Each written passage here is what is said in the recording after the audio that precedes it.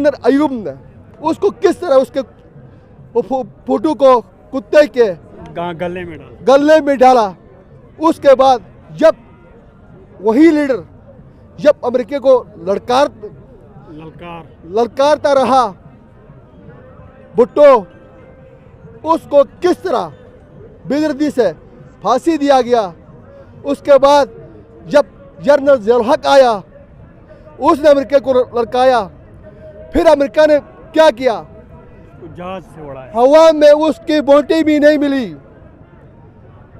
अभी ये हमारे ऊपर जो जुल्म हो रहा है। अस्सलाम वालेकुम, मैं हूँ आपका मेज़बान अली मुल्ला रहमानी। आप देख रहे हैं डिजिटल मीडिया पीके। इस वक्त मेरे साथ गिलगित बल्तिस्तान के डिवीज़न डिस्ट्रिक्ट द्यामर के स्पोर्ट कल्चर के सदर हमारे साथ मौजूद हैं। यकीनन इसकी जितनी तारीफ़ की जाए इतनी कम होगी। वो जिस तरह से ख़ान साहब के नज़रिए के लिए लड़ता है, ख़ान साहब को नज़रिए को मज़ीद प्रोवाइड करने के लिए हम शब में सफ़ अव्वल का किरदार अदा करते हैं। जी चौधरी साहब, हमने आपको देखा है कि आपको ओहदा मिले या ना मिले, लेकिन आप ख़ान साहब को के विजन को लेके आगे बढ़ते हैं, तो आप क्या कहेंगे?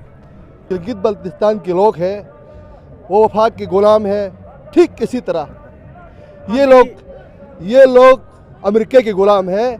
अमेरिका जब चाहती है इनको गिराती है, जब चाहती है इनको उठाती है। अमेरिका की बल्तिस्तान की वो गुलाम बन गई। गुलाम किससे आज़ादी लेंगे? गिलगित बल्तिस्तान हम तो बहुत खुश हुए हैं।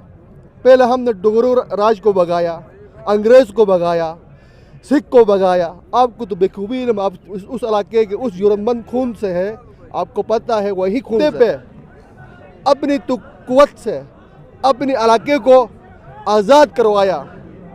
अभी पाकिस्तान के जो गुलाम इम्पोर्टेड सरकार आ रही है, कह रही है आपके लिए हुकूक मिलेंगे, आपके लिए ये मिलेंगे, आपके लिए ये देंगे।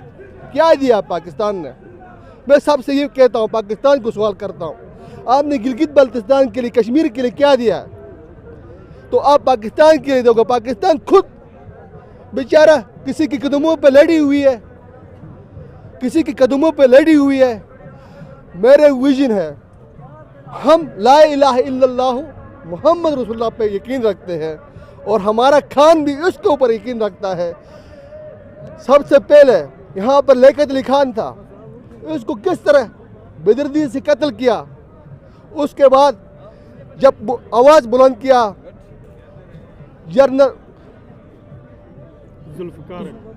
जनरल अयूब ने, उसको किस तरह उसके फोटो को कुत्ते के गले में डाला। उसके बाद जब वही लीडर जब अमेरिका को ललकारता रहा भुट्टो, उसको किस तरह बेदर्दी से फांसी दिया गया। उसके बाद जब जनरल ज़ियाउल हक आया उसने अमेरिका को लड़काया। फिर अमेरिका ने क्या किया, जहाज से उड़ाया, हवा में उसकी बोटी भी नहीं मिली।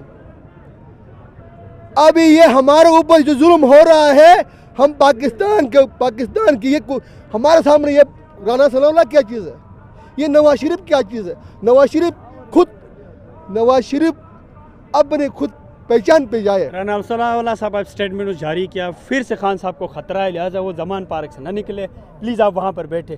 खान साहब तो रुकने वाला नहीं है, वो अभी वहाँ से निकल गया है, तो कुछ ही देर बाद वो यहाँ पहुँचेगा। तो यहाँ जब पहुँचेगा तो यहाँ के लोगों के अंदर क्या समा होगा?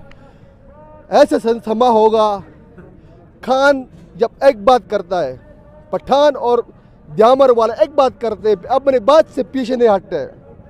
ये तो आपको बेखूबी उल्म है, अपनी बात से पीछे नहीं हटते। चाहे उस पे तलवार चले, छुरी चले, जो गर्दन भी काटे, जो भी हो जाए, खान अपने बात से हटने वाला नहीं है। और हम भी खान के लिए नहीं आए हैं, हम अपनी खुद आज़ादी चाहते हैं। हम खान का एहसानमंद है, क्योंकि वही एक बंदा है जो हमारे लिए आवाज़ बुलंद करता है, हमारे लिए। मैं उसका एहसानमंद हूँ। मैं अपनी आज़ादी के लिए आया हूँ, यहाँ पर अपने बच्चों की आज़ादी के लिए आया हूँ। सबसे पहले गिलगित बल्तिस्तान के मैं हुकूक मानता हूँ। सबसे पहले गिलगित बल्तिस्तान को हम गुलामी से निकाले और पाकिस्तान खुद गुलामी से निकले। ये खुद गुलामी से नहीं निकलते हैं तो हमको किस तरह निकालेंगे? इससे पहले जितने गिलगित बल्तिस्तान में, इससे पहले पाकिस्तान में मकबूल लीडर हमने देखे, जुल्फ़िकार अली भुट्टो, ज़िया साहब, अगर फील्ड मार्शल की बात किया जाए तो अयूब साहब, वो इतने लोग नहीं निकले जिस तरह खान साहब की तीसरी बार गिलगित बल्तिस्तान से कसीर तादाद में लोग। हालांकि हमारे गिलगित बल्तिस्तान की जो लोग हैं वो एक, अगर माशी हालात से देखा जाए तो काफ़ी हम दूसरी सूबे की निस्बत हम कमज़ोर हैं, काफ़ी नहीं बहुत कमज़ोर हैं।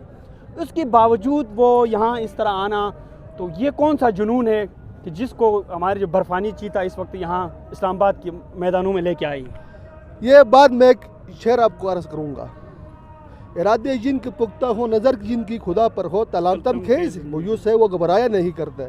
उसके बाद एक इंसान जब ला इलाहा इल्लल्लाह पे यकीन रखता है ना, मोहम्मद सल्लल्लाहु अलैहि वसल्लम जब मक्के में ला इलाहा इल्लल्लाह की उसने दावत दिया तो पहले क्या बोला? उसका अपने चाचा अबू जहल कौन था, उसने क्या कहा? उसने क्या कहा? ये पागल है, ये कौन से दीन लेकर आया? वो हक और बात सच पर था।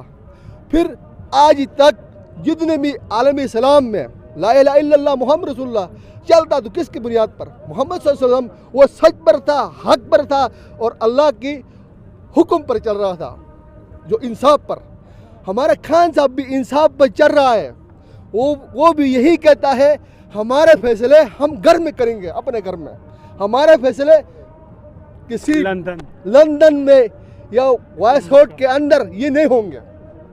हम फैसले, हम आपका घर का फैसला आप खुद नहीं कर सकते तो आप कोई मर्द हो गया?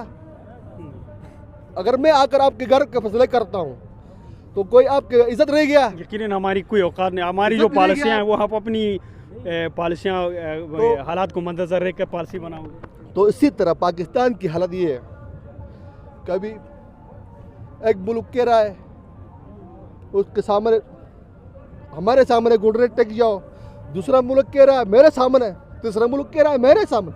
ये कब तक गुलामी करेंगे?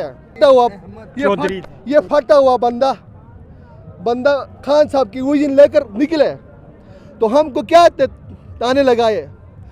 जो इस्लाम बांटने वाले यहूद नसारे के बीच खुद के घुटने टेकने वाले बड़े बड़े, मैं उसको क्या कहूँ? ये इस्लाम की शक्ल पर इस्लाम को भेज रहा है। हमको कह रहे यहूद नसारा है ये तो यहूदी लोग यहाँ पर फांसी फैला रहे हैं। सनोल्लाह साहब कहते हैं ये जत्था है, जत्था किसको कहते हैं? जिस पर किसी चीज़ पर आगे काबिज। समझा, राना सनोल्लाह की इतनी हैसियत नहीं, वो अपनी खुद हिस्ट्री पे जाए। खान का भी हिस्ट्री देखे और अपने भी देखे। उसके पास पहले क्या था? वो कुछ भी नहीं था, एक फटीचर जैसा बंदा था। मरियम औरंगजेब क्या थी? ये होली फैमिली की उसकी वालिदा एक दाई थी।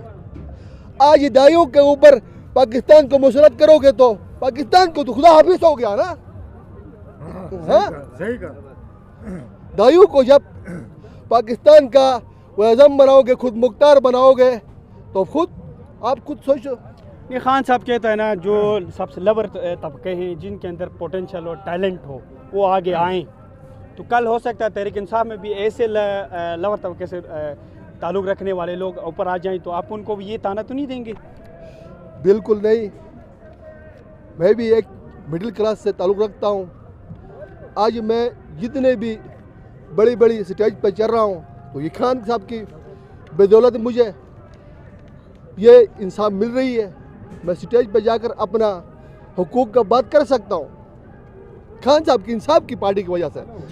जी सामीन, ये है चौधरी साहब जिसका ताल्लुक ज़िला दियामा डिस्ट्रिक्ट से हैं। मैं इनको सब अव्वल पहले से जानता हूँ। ये जिस तरह से खान साहब के नज़रिए को आगे लेके चलता है, इसको ओहदा मिले या न मिले इससे कोई गरज नहीं। ये खान साहब की तबलीग हर वक्त अपनी घर की तबलीग समझता है और अपनी ज़ात की तबलीग समझकर वो ये काम कर रहा है। और आज भी कह रही है हम यहाँ आएँ, ये हम खान साहब पर एहसान नहीं है, खान साहब का हम पर एहसान है कि उन्होंने हमें शऊर दिया। वो हमारे आने वाले मुस्तकबिल, जो बच्चों के मुस्तकबिल है, वो मुस्तकबिल के फ्यूचर के बारे में लड़ रहा है। हम उनका शुक्रिया अदा कर रहे हैं कि ये है चौधरी साहब का शेर। हाँ जी। तो मैं इन एम्प्लॉयज जो है ना, इनके लिए मैंने खुद एक शेर में लिखा है, जुल्म और जबर की जंजीर को इंसाफ की शमशीर से आज़ाद करेंगे, इस मुल्क को चोर और गद्दारों से साफ करेंगे। अस्सलाम वालेकुम, बहुत शुक्रिया।